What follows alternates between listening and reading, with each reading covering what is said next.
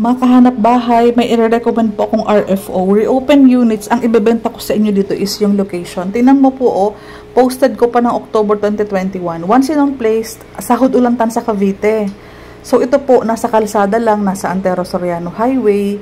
So modern style townhouse po ito, complete turnover. So old price, makakamura ka nito kasi around 2.4 lang. House and lot with parking na po. 2 bedrooms, 1 toilet and bath with tiles, 1 car park, service area, 50 square meters ang lot area. So, okay na din po. Basta may car park. 46 square meters po ang floor area. So, standard size ang ating mabahay. 1 bus ride going to PTEX, palabas po. Kasi nasa highway kayo, yun po ang nakaka-excite. Kaya ino-offer ko po ito.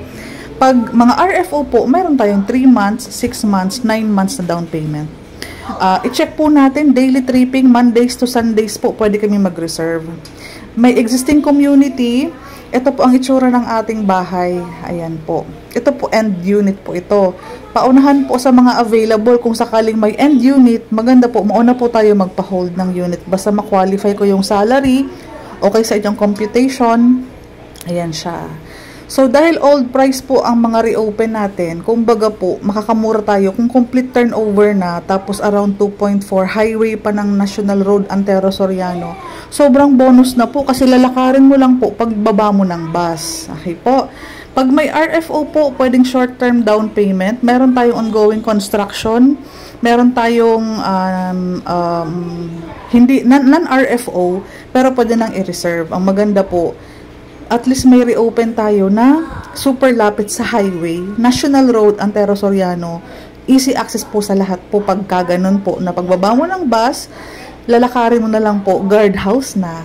Yung isang buyer ko po, nakakuha po kami ng third unit galing sa may kalsada, sa may guardhouse. So, sobrang lapit po. Nauna po kasi kaming makapag-decide na mag-avail noon. For the computation, ito po lot area, 50 square meters, floor area, 46 square meters. Ang presyo po, total contract price, 2,408,000. 15% po ang down payment. Yung 361, less mo ng 10,000 kasi yung reservation po. Ang net down payment natin is yung 351,200. Pwede mo siyang i-pay ng 3 months kung RFO, pwede din po mag-spot DP. Yung ongoing construction, pwedeng 6 months na payment, ng down payment. Yung non-RFO po, sagad tayo ng 9 months. Anyway, ongoing naman na po ang construction po niyan. So, ang monthly amortization po sa Pag-ibig, 14,000 lang. Ang maganda, lilipatan mo na siya, wala ka na pong ipapagawa kasi complete turnover, gate na lang po, or kung gusto mong ipa-cover yung garage sa harapan, yun na lang po basically ang magagastos, pati po yung likod kung gusto mong ipa-cover. So ito po, pinapalinis lang po ang ating model house. Taga dito lang po ako sa boundary ng Tansa. So, anytime na makapag-decide kayo mag-visit at okay sa inyo ang computation, pasok po ng required salary na 41,000, pwede namang combined. Mag-asawa po ba kayo, magkapatid? Pwede po kayo mag-combine ng 41,000. Ang maganda, may RFO tayong complete, tapos po may car park na malapit sa highway.